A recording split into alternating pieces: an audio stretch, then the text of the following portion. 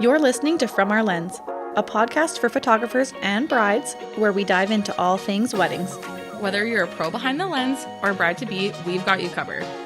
Join in on the conversation and take it from the gals who have been to a wedding or two. Grab your camera or your wedding planner and tune in for our hot wedding takes. Let's focus on your forever.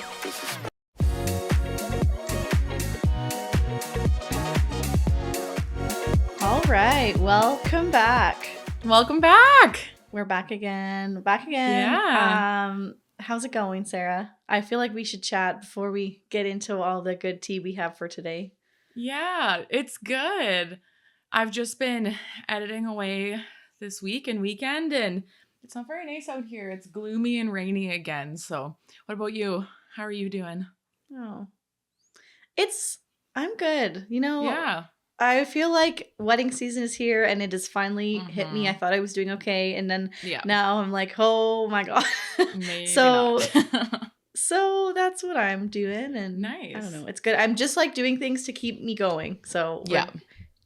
I mean, I feel like just a nice little reminder, like treat yourself to things if you have to, if you need to make yourself feel better. Go on your hot girl walk. Drink your water, go get a pedicure, which is what I did today because I felt like I needed it. I deserved it, but honestly, yeah, I know. Even just like reminding myself to get up and take a break from editing right now is like tough. Like that's why I'm glad we're doing this today because I'm like, I needed that break from editing continuously because your eyes just get, and everything starts to look weird and you just, you feel out of it. I'm just like shocked that like you can get up early and like do that. I can't. Like I just lay in bed and then I don't get anything done. And then I like have to power through it in like till 1 o'clock in the morning. We're opposite though. I think you work in the morning and I work at night. Yeah. And honestly, the only reason I get up is because of my dogs, because they start whining because they want to go outside or be fed. So that's what gets me up in the morning. But Fair. If not, I would probably sleep in. Yeah. I could just sleep for like 12 hours a day though. I sleep really easily, so it's a good thing that they wake me up because I don't like to stay up super late. So I should be getting up early, but yeah, it's always fun. That's for sure. Oh, wild. Yeah, Jordan and I are kind of in our last week here. We have a very exciting week coming up. Jordan is coming down my way and we have some fun stuff planned. She's a shoot out here and then we are heading to Sylvan Lake for a wedding out there. And then we're heading down south, small town Saskatchewan for a wedding there. So yeah, I'm excited. We have some very fun stuff planned for you guys. I'm just excited to see you again so we can have our hangout. I know. I don't know. Sometimes, I mean, it's just nice to like, well, we're still working. I'm not saying like we're just going to hang out because we're still working, but it's nice to like hang out with other photographers and like because we can lay there and just edit together and it's like still I don't know, it's somehow better than editing alone even though we're still 100%. Doing the same thing. So yeah and it'll be nice just to get some content for this too. We have some podcasts planned. We have we're gonna do a little content shoot kind of thing for this, and it'll just be nice to hang out. And even like we're going to be doing a lot of driving because we're going to Sylvan Lake and then we're going southern. I guess we're kind of south. Anyways, I don't know my geography, but it's going to be fun because, we can just chit chat and rant and talk about things. But man, road trips are like chicken soup for the soul. They really are. Like, oh yeah, especially with girlfriends because the stuff you talk about on road trips is so much deeper than I don't know. No, we like you remember the one trip, not like a trip, but like we were driving home from a wedding. It was like a 2-hour drive home. We just listened to Zach Bryan and cried. Yes. And then we like pulled off on the side of the road, took some pictures, cried some more, kept film pics. Like, I don't know. And it was like, so look great. At the beautiful sunset. I don't know. It is what it is. Yeah, it's cute. No, it'll be good. We always have fun together. And Jordan is one of my obviously favorite people to shoot with. So it'll be so good. Try my best. Yeah, no, it'll be good. But yeah, today we kind of have a fun topic. There's been a lot of things going on in the photography industry, and I don't know if we'll touch too much about it. We'll kind of explain and then kind of talk about things surrounding that topic, but it's some hot tea. Mm-hmm. Yeah. So if you're on TikTok or you even just like pay attention to like what's going on in the photography world, you might have heard about some drama right now going all over. It's viral on TikTok, which is why I bring TikTok up. But they've nicknamed it Sepia Gate. Or sepia photographer, sepia bride, and all this stuff. Yeah. Yeah. So you might recognize the word sepia, which if you know about like the filters and stuff like that, like it's one of those filters that kind of turns everything brown and looks old. That's like, yeah, it's almost like black and white, but like brown, black and white. It is, yeah. So it's kind of, I think that sepia, when like, I think it was on like iPhone, even like it was on Instagram as a filter. I think it was like on iPhones as a filter at one point in time too. And like back in the day, people would, when they would get film developed, my mom has all this, like all these printed film photos that are like sepia toned. I don't know. It was just like a trend. Yeah. Yeah. So it's just like, it was a trend back in the day. We still kind of see it now. But what happened was, we'll just kind of like break it down. What happened was there was a bride that got married, hired a photographer. Everything was great. Her wedding went great. And the photographer delivered the photos. When the bride got them back, she realized that she didn't love like the editing style. And then there was a bit of beef, I guess, between the two of them because that style was primarily what that photographer marketed their work as, right? Yeah. And that's very common. Like even me and Sarah both have styles of photography and styles of editing. Every photographer has a different style of editing, right? So the sepia style photography is what this bride kind of said she got back when she posted it onto TikTok, right? Yeah. Which kind of turned into a debate on like what happened there, like why is there such a conflict, because she wasn't happy, all that kind of stuff. Me and Sarah listened to a podcast, and a lot of people might not have heard this podcast with the photographer side of the story. They might have only heard the bride's side. Because I think most people that have seen it on TikTok have seen the bride side, because the photographer didn't post any TikTok. She didn't post any videos. Like she didn't, because she got involved legally with this. Yeah. But she did go on the one podcast that Jordan and I listened to. And yeah, that's where we heard her side of it. Kind of heard her side of the story. I guess long story short, that was like her I'm not even going to call it sepia because it's just an editing style.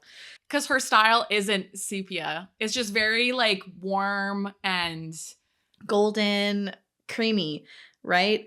So anyways, that style that she edits in is what she edits in for every single wedding. That's her whole portfolio. Yeah. That's her whole work. So from listening to that podcast, it really does sound like almost like a miscommunication, because from her side, like she did everything right. And this bride had looked through previous galleries, had looked through her portfolio, and it's not like she changed edit. She knew what she was getting into. So, it's just, I think it's interesting to talk about that. We're going to kind of dive into it. Yeah. We're going to dive into how to make sure that you find a photographer with a style that you like, so this doesn't happen to you. And then just maybe hopefully open your eyes a little bit about like the different styles that you can expect. And again, just like kind of like, I just want to let everyone know that maybe things aren't as always as they seem when you see them online like that, right? So, yeah. Yeah, so true. Like, I think the moral of this story for me, like, I've heard this has happened before to many photographers where the client books with them, they think, and like the photographer was saying, like, they got along so well, like there wasn't any red flags with this bride. Like, this kind of situation has happened to so many photographers. So I think it's so important to educate people on like why this happens and how to make sure it doesn't happen, because it's not fun for you or your photographer to go through this. And trust me, I feel like Jordan and I, we haven't gone through this, but like we've gone through things where, you know, and we have both been very consistent with our styles throughout the year. Like all of our changes have been gradual, and they've been like, you just did your rebrand. You let clients know this is what you're doing. You give them options of your old editing style versus your new. I was gonna say, yeah, because I was gonna say you're talking about like nothing drastic. I actually have drastically changed, I guess, just this not, and it's not crazy drastic actually. No. Like the colors are very similar, but it is a different style. And like I definitely could just start sending people my client galleries with my new style because that's what I am now. But I'm just trying to be very mindful about the fact that they booked me with an old style and I don't want this to happen to me. Yeah. So every client gallery that I send out, like for the time being, is getting 2 different styles to pick from, because at the end of the day, like as much as I want to edit their pictures in the new style, all of them, they still booked me with the old style. So I'm giving them the option because I want them to love their photos. Yeah. And that's the most important to me. And even if they pick my old style, like there was a time in my life I still love that. So it's not a bad style. It's the old style is not bad. It's just. I think that this kind of thing does happen in cases where, say, you didn't tell your clients that you changed your style. If, like, obviously you did, but if you like hypothetically did, of course they would have a right to be upset. They would have a right to want those raws. But in this case, this photographer did not drastically change her style. Her style was the same from when that bride booked her to when her photos got delivered. And we'll kind of go through like the different points of why the photographer thought that they were different. What do you want to start with that, or do you want to start with? Well, there's so many points here. I'm like, where do we I have something start? written here. I have something written here, and it's like about communicating, and obviously she did, but like she didn't obviously clearly state like what her style was. Like I don't know if it seems redundant, but like writing down like my style is warm, creamy, contrasty, golden, like, and just like throwing it at people. But her Instagram bio does say like warm golden tones. Yeah. Okay. So it does. So okay. It's like, this photographer is actually like a fairly well-known photographer, and one of the Sepia brides, like her things, like her criticism towards this girl was like, she has, I don't know what she had at that point, 30,000 followers on Instagram. Like I thought she would be better than this, and it's like, okay, that's still, especially someone with that big of a following, like they know their editing style. They have a distinct look. They have a distinct style. So that's what you're going to get, right? A way to look at this as a bride is like, okay, so figure out what's my look for my wedding. Am I boho, pampas grass, browns? Like, do I want that brown golden photographer? Am I elegant, timeless vibe? Okay, maybe I want a cooler tone photographer. That's a great point, actually. And look at their stuff and look at your own Instagram. See if it matches. See if you're going to like that style later on in life, like that's a big part of it too. And even just like, again, when you're looking, make sure you're looking at all the different kinds of photographers and not just the one. And you're like, this is the one, because I wonder maybe if in this case, like nobody knows what changed her mind right in her head when she decided she didn't like them. But maybe she saw someone else's photos and she was like, oh my God, that's what I wanted. But she didn't do the research beforehand to see that, oh, she actually really does like that style a lot more. And she should have done the research before booking just the first person, right? Right? So, I mean, doing your research and figuring that out beforehand and checking them all out. And one of the things, she did bring up was she said, okay, here's a photo that someone took with their iPhone. And she compared the iPhone photo. Oh my God. The iPhone, I hate this comparison. It angers me. But I don't think people understand that your iPhone takes something called a JPEG photo. So that photo is enhanced. So what your iPhone is seeing is not what was there in real life necessarily, but people think it is. So like the blues are going to be more saturated. The greens are going to be a different tone. And like photographers, 95% of photographers alter colors in some way, shape, or form.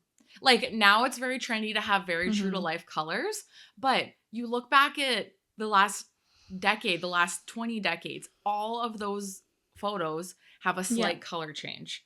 So I don't think people should ever compare an iPhone photo to a photographer photo. And I don't know if that makes sense to a non-photographer, but yeah, that's like such a hard one to talk through. Well, okay, on the topic of that, right? Like, so yes, like your iPhones take great photos now. They do take a good photo. But you book a photographer because you want art. You want your wedding captured. Yes. Okay, captured as art. So it's important to remember that, yes, like we're photographers, like we're service providers, we're giving you a service, but we're also artists. So when you book us, everybody's art is different. Everybody, like, it's not like we're just selling you the same thing that you can buy at a different drugstore. If you're thinking about, oh, I can buy potatoes at this grocery store, I can buy potatoes at this grocery store. It's like, no, you can book one photographer and book another photographer for photos, but they're going to be completely different, right? Because we're art. Yeah. And it's like, that's so true. When you're just trying to compare your iPhone photo to their photo, it's going to be very different because we're making art pieces with your photos. Like, yeah, like to some people, I know that it's just a photo, but for us, like we're editing it a certain way. We're making it look a certain way. We want it to feel a certain way. And we're doing all those things through the way we edit it. And that's the way we do our art for you. So it's just not even really comparable to just like that quick iPhone snap, right? No. And that's why you book us, right? You want us to do that. Yeah. Yeah. And you look at every photographer and you're hiring that person to see your day through their eyes as well. Like your photographer, you're seeing it from their point of view and their personality and their like people. That's why, we can never stress enough how much your photographer's personality and previous work like really can impact how they shoot your day because it's from our point of view because we're the ones capturing that specific moment, that specific thing. And so the whole color thing, I think that's such a tough one. It's almost unfair to come back to your photographer and say, look, like I don't like the colors because there's no way when you booked them, you didn't see their colors on different photos, right? Yeah. And I don't think people really do look at that enough. Like when they are booking a photographer, they look at the location. They look at how the couple looks. They're not looking at the colors. And I think our biggest takeaway is like, look at the blues, look at the greens. Like those are your two main ones and skin tones, I guess, too. Like how they look, like how their edits make your skin look. Like I had a makeup artist talk to me last weekend at a wedding and she said, she's like, oh, I was so excited when it was you because I love how you edit to make makeup look. And that was another part of the Sepia bride's comment was she's like, I'm a professional makeup artist. I didn't like how my makeup looked in the photos because of her editing style. So she should have looked at that to begin with, right? Yeah. No, I think it's so important. Like and it's a tough lesson to learn, but that's why we're sharing this because it's so important and it does make such a difference. Again, when we're talking about like the colors and how like different things affect them, it's really, really important to not only like look at the portfolio, look at their pictures that they have, but I want like while you're doing that and you're looking at all these other things, picture your wedding, picture the location of your wedding, and then also try and see if there's any photos in that gallery of your photographer that you're looking at that kind of match the look that you're trying to get with your location.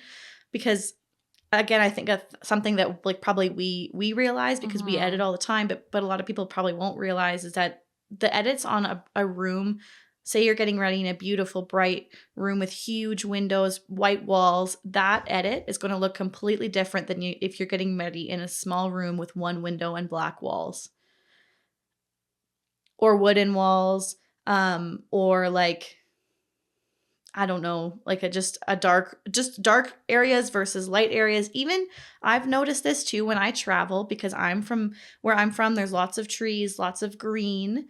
And even when I go like, say down to Drumheller or like more into the mountains where the colors are, or down to where Sarah's from, like the colors are different and I can see it when I edit because the colors change. It really does depend on where you are. Like even if I went down to Arizona because of all the red rock and stuff like that, like the colors would be completely different. Totally. So if you don't pay attention to that, you might again not be pleased with the way your photos, like not your photos, but your edits look as a client. Yeah. because it's not what you saw on their website. That's so and that's true. Not the photographer's fault, right? Like that's not like you have to almost take that into consideration, because the amount of times, like I want everybody to have great, beautiful getting ready photos. But again, like not everybody has those huge windows in their house and those huge white walls in their house. Most of us have modest houses. Like it's not doable for everybody to have a beautiful getting ready space in their home. I've had situations where people are like, oh, well, our engagement sessions looked like this, but our wedding photos don't look like our engagement photos. And it's like, I use the same edits. I have a preset and they were on the engagement session and the wedding, but time of day and type of day, totally different situations. Your engagement session is typically at golden hour, sunset, beautiful lighting, beautiful colors. And then your wedding, you typically do your wedding photos in midday sun. Sometimes people do sunset sessions, but those are going to look so different. And even, okay, you're looking at your photographer's portfolio and they don't have a diverse portfolio. It's all golden hour shoots and like sunset, whatever. That's not what your whole wedding's going to look like, you know? Yeah, and I think, again, actually, you know what? That's a good point, Sarah, because if there's any photographers listening, I think this is a really good point to touch on about, like, I feel like you should try and make a point of showing your clients on your portfolio every different possible situation that they could get. And that's a great way to get rid of this problem that people don't realize. Because if you don't show people what a wedding looks like in the middle of the day on a hot, sunny day, and you only show them the golden hour photos, like, I'm not saying it's going to look beautiful on your portfolio because golden hour is one of the best parts of the day to shoot. But it's really not realistic because people are going to assume. And then really, like, that's where some of this miscommunication comes from, because they don't know that's what it looks like. So having a diverse portfolio, like I know our portfolio is usually your best photos, but it's also to show your clients everything that they could possibly get. I really try to show every part of the day somehow, and every time of the day, and every different kind of day, of rainy, sunny, windy, inside, outdoor, like, so that this problem doesn't happen. Yeah. And that makes us, like, that gives photographers the challenge of making all of those situations as cool as possible. Like, lately, I have kind of, my perspective has changed. Like, people say, what's the best time of day to shoot? And honestly, I'm at a point right now where I'm trying to push myself creatively to say, like, anytime. Because honestly, if you really want to push yourself, any time of day works. You can make any time of day cool. Yeah. I've been thinking about, that's so funny that you've been saying that, you said that, because I've recently thought about that too. Because for some reason lately, I've been loving photos taken like in the middle of the day. I just, for some reason, love. Same. The like harsh sun. I love sunset too, and I still love shooting at like 8:00 at night. Of course, you're always going to love it, but even with my new edit, I'm loving it more. Just like the way that the sun makes everything look. So that's a great point. Yeah.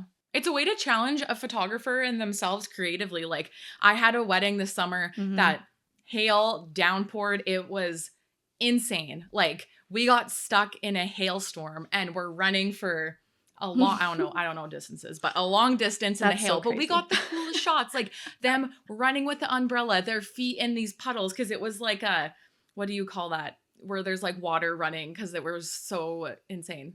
Like a, oh my God, not a mudslide, but like a, I don't know what it's called, but there was like water running through the streets, and we got the couple running through. Oh my God. Honestly, that is going to be one of my most memorable wedding days, because we got pelted with hail and we still got cool shots while we were running for cover. Like, so, and it was overcast all day. We didn't have like, well, we actually did get a really nice golden hour, but that doesn't always happen. And I don't know. I think look at your photographer for sure, and make sure they have a variety and that you like what you see in the variety, but also know that if you look at, let's say, a Jasper Park Lodge wedding, and you love the wedding, and it's like the cabins are beautiful and the ceremony spot's beautiful, and you get married at a lake and you don't have the mountains in the back, like, your wedding isn't going to look, you know, like, I think people really need to take into consideration, like,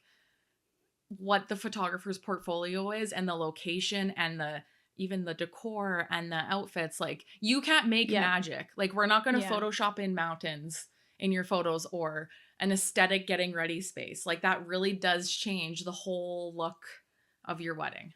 Yeah. Yeah. Like I've seen people, like No. there was another drama that went on TikTok and this girl was like, same kind of thing. She hired a photographer and wasn't happy with the results. But her wedding day wasn't necessarily like the wedding day she saw in the photographer's portfolio. Like it wasn't as aesthetic. It wasn't as... And that's not the photographer's fault. And I feel like that's not fair. It's, and this got legal too. Maybe Like that's a the hot thing take. that this blew up so much because and then she was taken to court and she lost, like this bride. But you have to look at the whole picture. It's not just on your photographer. No, we do like our absolute best. Our absolute best to make your photos look beautiful. We're definitely not there to make your photos look bad. We want you to look the best you possibly could be. And we want your wedding to look the best it possibly could be. But that's definitely controlled by where you get married. And like, totally, there's nothing we can do about that. And going back to Sepia Gate, like she looked at the girl's photographer or the girl's work. And I'm pretty sure that this photographer, like, so this was a destination wedding, the Sepia Gate. And she was upset that her wedding day was overcast. And she said that like, so they had the ceremony over the ocean. She was like, you can't even see the ocean because the colors are muted. And it's like, no, you can't see the ocean because it was overcast, right? So like, not just your location, but also your day. Like your photographer can't make it look like a bright sunny day. There's absolutely nothing that we can do about weather. No. We're not Mother Nature. No. As much as I would love to. Listen, I want to tell her what to do. I'd love to have a sunset every single night. But we don't always get that. I think too, maybe we like, let's help our pals out. I don't know if this will help anybody out, but I feel like we should go over all the different like styles maybe that they might run into so they can kind of watch out for them. Yeah. Because maybe I know for me, I just like, I see it and I'm like, yeah, that's that kind of style because we see it so much. I know people, I forget that we see so much wedding everything. And I forget that a lot of people don't see as much as we see. Yeah, it's so true. But when you're looking, again, like we said, pay attention to your portfolio of what you're staring at their portfolio. But yeah, they're edits. So like, I think one that a lot of people might recognize is that light and airy style. It's very light. Usually like everything's bright. Everything's like the whitest it can be. Like there's not a whole lot of shadows. Like everything is just like very flat, which means that there's just not a whole lot of darkness. And that's just a way people actually changed camera settings to shoot like that. As well as editing styles to shoot like that. Yeah. And that's just a very distinct style. And also with that, but with the bright and airy, if you want the bright and airy look and the bright and airy photographer, you need a bright and airy location. And you probably need a bright and airy day. So that's a very specific, like I've had brides message me inquiring for that style. And it's like, I'm sorry, but that's not my style. Yeah. You know, like super bright, super like... I don't even know what other words to describe it as, but both of us, that's not our style. No. And for that, you really need white rooms, white locations. And that's where you go find those venues, right? If that's what you want. But you also, the day, it'd be harder to have that aesthetic of a wedding I think they could do it, but on an overcast day. Yeah, it's a very distinct style. It's almost like a very old style now. I think that was very common like 10 years ago. It's been around for a long time. Yeah. And then on the opposite side of that, there's the dark and moody, which is very opposite and very dark, very contrasty, very not light, I guess. Not light. But that style, again, people shoot a lot darker in their camera with the settings they choose, as well as editing so that they have more shadows. It's definitely more moody. It's definitely like, I would almost say like romantic, I guess, because they're trying to edit it in that style. Very dramatic. Yeah. Dramatic. Yeah. And with that style, I think you can make that work on an overcast day and a bright and sunny day, because bright and sunny makes more contrast. Yeah. So I think that style kind of works for both. And then another style that we see a lot is, and it's very trendy right now, is that film inspired style. That's what I feel like you edit a little bit like that too. But yours is like a mix, I think, of a few different styles. Oh yeah, definitely. But that's kind of what I'm trying to lean towards right now. And film inspired, I feel like this is almost a hot topic in itself, because I might I'm almost scared to run into this with future clients, and I'm sure my day will come. But I know, again, like all that we talked about, I know that it's all about the communication, all that stuff. But film inspired is very true to life, very like soft, not a whole lot of well, sometimes there's a bit of contrast, but a lot of the time we'll add grain on purpose to photos. And I know that that's a hot take for some people, because I think some people see grain and they're like, oh my God, that's a bad photo. Like there should not be grain on it, right? But with my style, I purposely put grain on top. It's not like I shoot with grain. I purposely put grain on top as like an artsy, artsy, I don't even know how to say that, but like it's like something that I add for creative like controls kind of thing. Yeah, it's an artistic choice. It's an artistic choice. Yeah, that's what I'm trying to think of. But I know that there's some people that don't appreciate that. So again, when you're looking through people's portfolios, something you should be looking at, because I know it's a big change from what I used to shoot with. Again, it's one of the biggest reasons why I'm giving people the option. Another big style that you'll see is that true to life vibrant, which I think is kind of what you're in right now. Yeah, I'm kind of playing with that. And that's very like, I don't know what it sounds like, true to life. It's to keeping the edit. Yeah. It obviously still, so you can see that it's edited, but it's keeping it very natural, very real.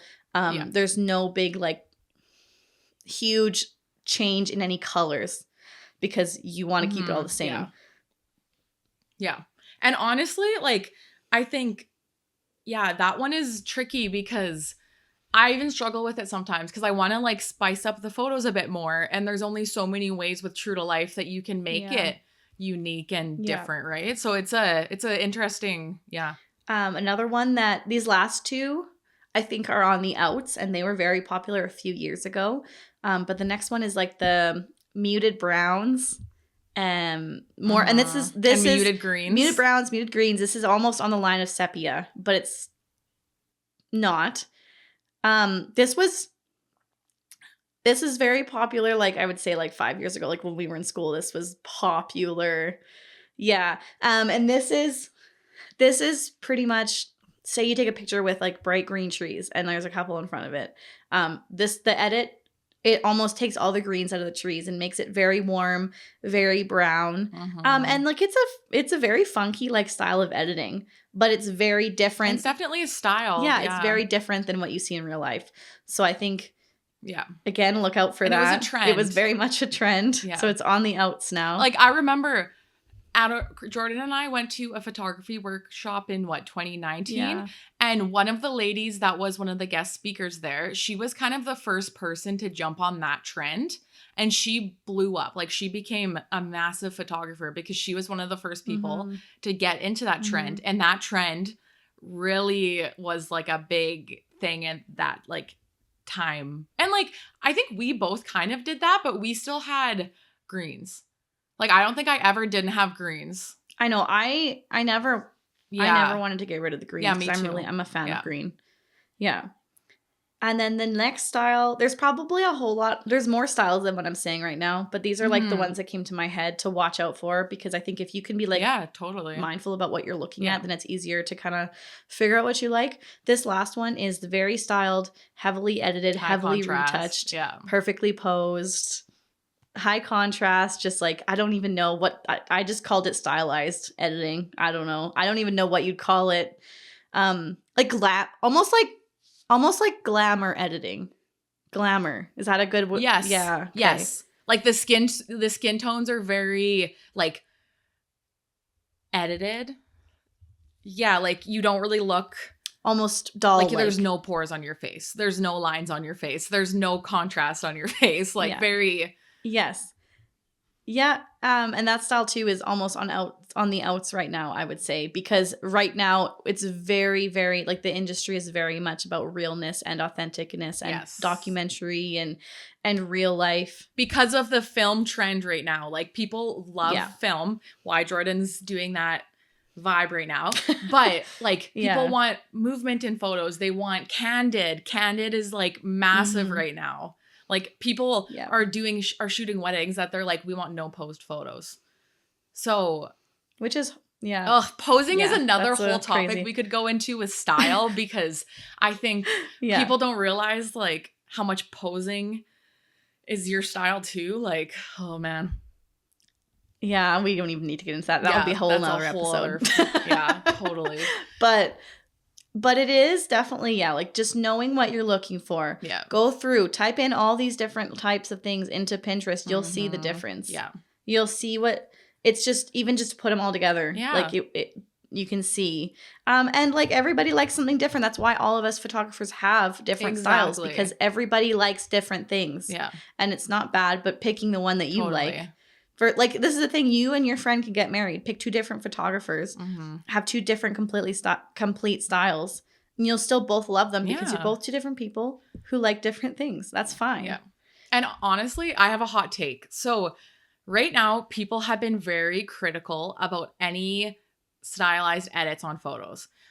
And people are like, I want to look back on my wedding photos in 20 years and not like think that they're so out of date. But my hot take on that is also like, okay, we look back at our parents' wedding photos and they have the big puffy sleeves and they're standing in their posed, and like, those were edited true to life, but that style of wedding dress is not in. So like, I don't think that necessarily there's anything wrong with wanting a specific style, because that's what you're into at that point. Your dress is a style. Like, that dress is not going to be in 20 years. True. So probably your editing style is not going to be in 20 years. So I think that's kind of my hot take on like that whole criticism about wedding photographer styles, because at the end of the day, if you like it right now and you're drawn to that style and you can see your wedding and yourself in that style, I don't think it matters if you're not going to like it in 20, 30 years. Because regardless, like, you're going to laugh at your dress, you're going to laugh at your hair. And that's what what happens every, look at your grandparents' wedding photos. God, like, yeah. That's actually a really good point. So I guess like our other big thing that like I think both brides and photographers can take from this is how we as photographers and how other photographers can move forward and like try and prevent this happening. And I think at the end of the day, we can do all the prep work, but like things like this still happen because you can't please everybody, and things happen. But as a photographer, what you can do like just to make sure your photographer really understands who they're booking with, post a lot. And I think post a variety, like especially lately with carousels, whatever. It's a really good way to see the whole day, because likely the photographer's posting, getting ready. They're telling the story and showing you the whole day. And you can see reception, you can see portraits, ceremony, getting ready. Like, you get an idea of the whole day. But also ask for galleries. I don't think there's anything wrong with that. No. And again, as photographers, I don't think that we, like, I don't know. I've heard of people almost getting like offended when people ask for a full gallery.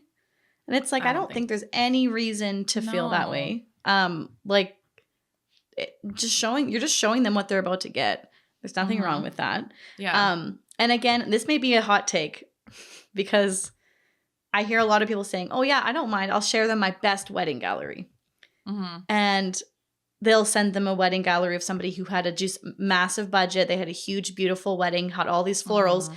And when you send somebody a wedding like that, that's a great wedding to send, but it's honestly not realistic for most people. Yeah.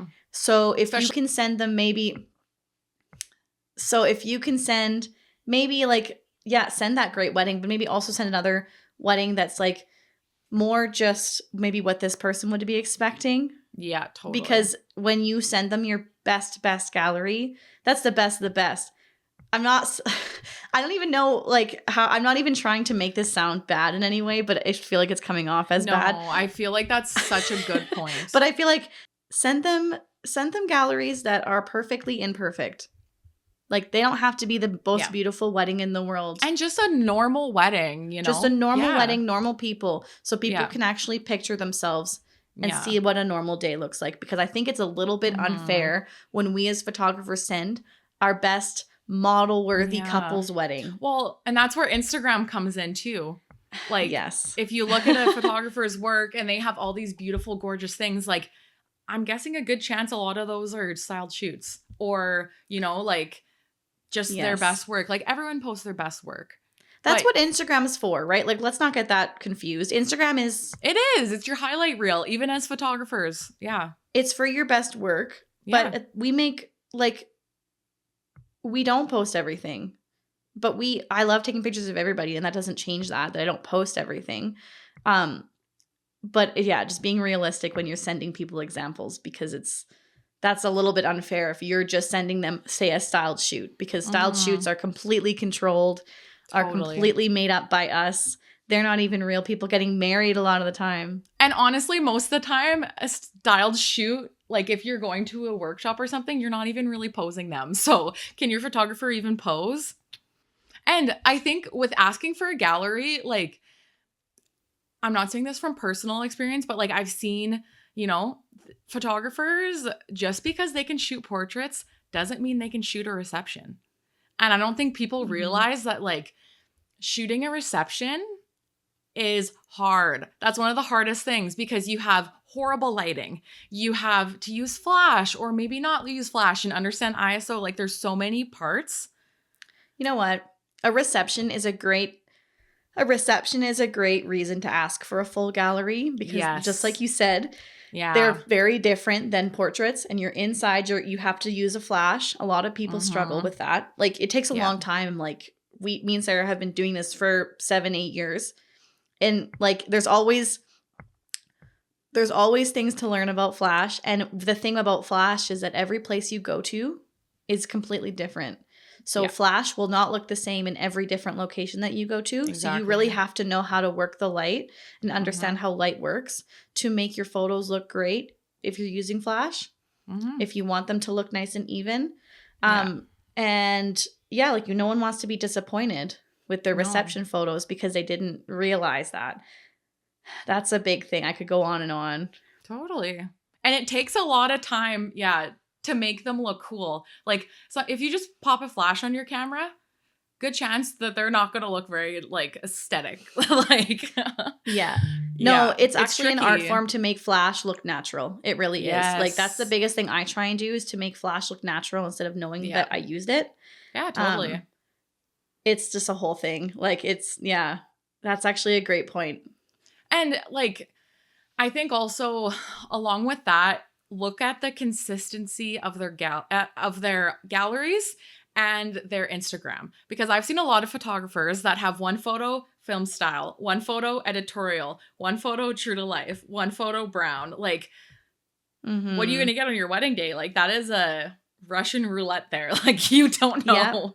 Well, no, and that just goes back to us as photographers. Make sure you post everything. Yes. But be mindful about keeping it cohesive, right? Yeah, because you want your clients to know what they're going to get. It's really hard. Like, I think it's again, I've said this already on the podcast today, but it's like, it's unfair of you to assume that your clients are going to be happy with every edit if you aren't showing them every edit and you're not showing them a cohesive edit. Because I don't want to say this in a bad way, but it's like, if we show them 5 different edits, they're going to be confused when they get their weddings back. Like, no, I completely understand that, because I would be confused. So it's like, I don't know. You got to be mindful. Yeah. And if you want that look, you have to look at their Instagram. Okay, is the Instagram the same as their website? Is that the same as their galleries? Like, make sure that there's a consistency. And that's why, like, I don't think that there is anything wrong with asking for those things. Because they're just like legitimizing.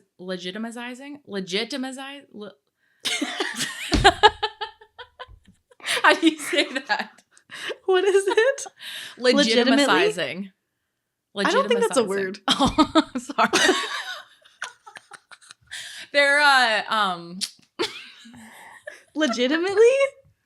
No, that, like, I'm trying to say, like, they're proving themselves, like, legitimizing. That's not a word. Okay. No, they're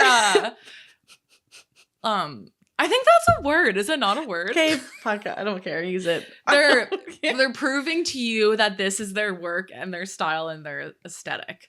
Like, yeah. And I don't know. It gives me anxiety for people.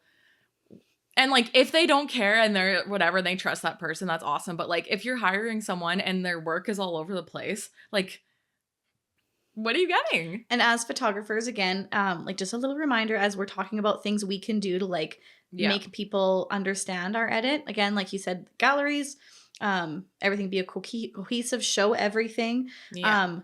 I know this might sound like redundant, but like obviously in our eyes, if people look at our pictures, we're like, oh yeah, they know my editing. But sometimes you need to make it crystal clear. And if that means writing a sentence on your website that says, my editing style is warm, golden, brown, or filmy, candid, blur. Like, if that's what it takes, like redundancy sometimes feels stupid, but like it gets the point across.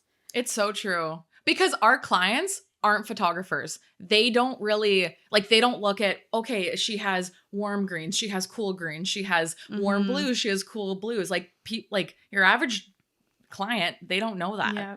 So I think you're right. Like, really, like, clarify that this is my style. Yeah. And you know what? Even when I'm going to bring it back to Sepia Gate or Sepia Bride or whatever, but she has that in her bio, does she not? Like you said, she had it in her bio, like my... Yeah, like she has like warm, golden, blah, blah, blah. Yeah. Right? So like this is just like a little reminder. She made it crystal clear. She showed it. She showed them galleries and still... Yeah. And she sent her full galleries. Yeah. And still things happen like this. Yeah, so it's not like things might not happen and you might run across it and you're like, it's probably going to happen at some point. But at least all we can do is do our very best to make it crystal clear. Totally. Yeah. I don't like, yeah. And I think like if you do these things, it's not going to be as bad as, hopefully not as bad as what happened with this photographer and this situation. Because it's very unfortunate for both parties because that is your wedding day and you want to be happy with your photos. But that's why you have to do these steps before to make sure that this is my vibe. This is my aesthetic. And yeah. Another good reason too, this could, I guess this little tip can be for photographers and brides, but like, again, this is a great reason to have your engagement session done. Yes. So that you can get, so that like, and I know that we talked about how the editing is probably going to be different because you usually do an engagement session at sunset or whatever. But even just having a session done before your wedding shows you what the edit's going to look like. They're not going to be changing their style by the time your wedding comes around. Likely they'll still be very similar in colors. And it gives you a good idea of not only the colors, but not only their posing, like all the things, their personality. It gives you a great way to like have a test run before your wedding. And that's, again, as a photographer, that's why we offer them. That's one of the biggest reasons why I offer them. Because if you're not happy with your engagement photos, you're probably not going to be happy with your wedding photos. Because like, even though they are at different times of day, overall, the posing, the editing, the whole vibe is going to be the same. So it's such a good trial run. Yep. And like, we don't just do it for the cute photos as much as like they're cute and we love them just for that. We kind of do it for the cute photos. But like, it's important. I always say it's a little trial run. You get to see that'll make your pictures on your wedding so much easier because you already know what I'm going to do. And you get to have a cute date night. And if you vibe with that photographer, like, I think there's so many cases where people are like, okay, she made us make out too much or she wasn't like posy enough, like it's such a good way to figure out if you like that photographer or like, because you are seeing it your whole day through their perspective. So you have to make sure that, you get along. No, 100%. Yeah. But my heart just goes out to that photographer and even the bride. Like, I don't think what happened was handled right, but the whole situation just gives me anxiety for all parties. I mean, Yeah, we do what we do because we want, like, there's no doubt in my mind that this photographer only wants her bride to have great wedding photos. Like, that's why we do what we do. 100%. And she did steps to try and help and re-edit, and yeah. We all do this because we want you to have great wedding photos. 100%. So it's hard on either side because I'm sure that it's hard for her. Your photographer is not your worst enemy. If you have things, then they'll work with you. Yeah, like, all we want is for you to have great photos. Yeah. So usually if you pick someone great, you pick somebody that is, again, like, not in it for the money and it is actually in it for the love and the art, and you're picking an artist, you shouldn't come across this problem, hopefully, right? No. Like, and I'm sure like you said, I'm sure this photographer only wanted the best for them. And I know she did. Like, 100%. There's nothing that, Yeah. And it's just unfortunate, but that's why, like, we don't want to jump on, like, the bandwagon of talking about this, but I do think that it's important, and there were so many lessons to be learned. Like, we're not putting anyone down in this. We're not, like, criticizing. We're just saying that there's so many lessons that we have learned personally and have seen and heard from other photographers. So that's why we were like, hey, this needs to be talked about. Yeah. No, just to remind ourselves of, like, things that to be paying attention to, and prevent it from happening ever again to anyone. Because if we could have that never happen to any photographer or bride, that would be a dream world. But it really would. Yeah. I don't think that's ever possible, but yeah, I'm just so excited to have a photographer gal weekend. It's gonna be so good. Me too. I need it. I'm leaving not tomorrow, but the next day to come see her. So yeah, it's going to be so good. And one of the big things that I want to do is an episode that's a Q&A. So if you have any questions, I think we'll put up like a story or a post, but I would love any questions you have for us. Professional, personal, horror stories, like whatever you want to hear, give it to us. Cause I think exciting. Yeah. I think that'd be fun. We haven't done we did our intro episodes, but we have never done like a real Q&A. So it'll be like our hot seat from our lens, the hot seat. Yeah. But I'm pumped. We have lots of fun stuff coming up for you guys. We're going to try and vlog it a little, but yeah, sounds good. Yeah, perfect. Cool. Well, we'll see you next week and we'll be reunited. Okay, see you next week. Bye. Bye.